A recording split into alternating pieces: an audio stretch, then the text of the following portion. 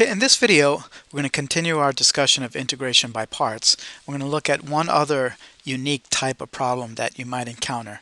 And some books call this solving for the unknown integral. Now, this type of problem only occurs when you have, especially like this, exponential and trigonometric together. Because unlike a polynomial, for example, x to the fourth, each time you take the derivative of that, you're going to reduce the power by 1, etc., until that becomes 0.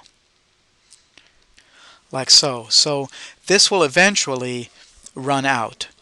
However, when you're taking the derivative of either an exponential function or a trigonometric function, it's going to continue to go forever and ever. So for example, the derivative of e to the 2x would be 2e to the 2x, and the derivative of that, 4e to the 2x, and the derivative of that, 8e to the 2x, etc. It's never going to wind itself down like x to the fourth did.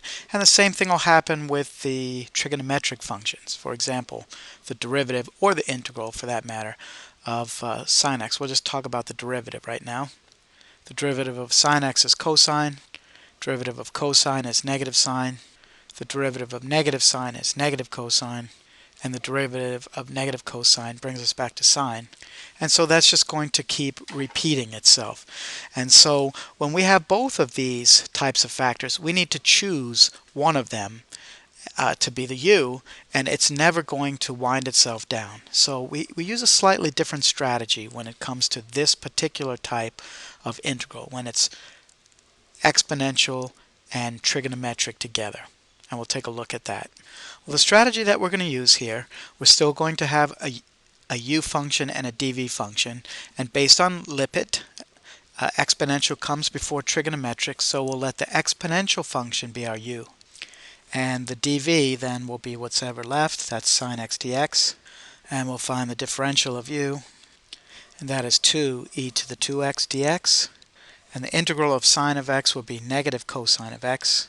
And we can begin to put it together. We have integral u dv, which is integral e to the 2x times sine x dx, is equal to uv, which in this case would be negative e to the 2x cosine x, minus the integral of v du.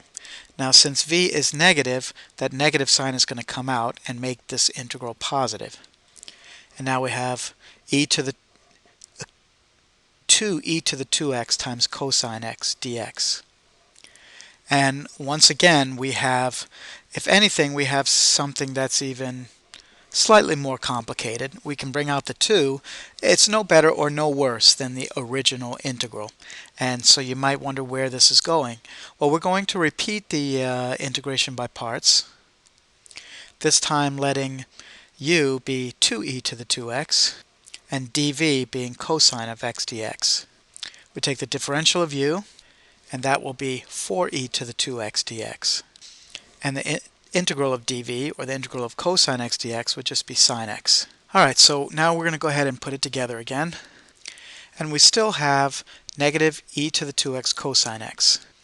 And this time we'll have the integral be uv, which is 2e to the 2x sine x, then minus the integral of v du, which will be the integral of 4e to the 2x sine x dx. And if we want, we can bring that 4 outside now.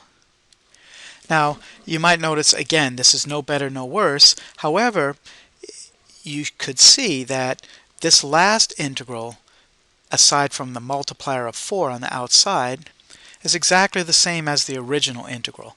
So what we're going to do is this little trick. We're going to add 4 integral e to the 2x sine x to both sides. And that's going to give us 5 integral e to the 2x sine x dx on the left side is equal to negative e to the 2x cosine x plus 2e to the 2x sine x. And now all we need to do is to divide both sides by 5. And when we do that, we'll end up with integral e to the 2x sine x dx, which is what we were trying to solve for originally, is 1/5 times negative e to the 2x cosine x plus 2e to the 2x sine x plus c. And we'll set up one more for you to try in the next video.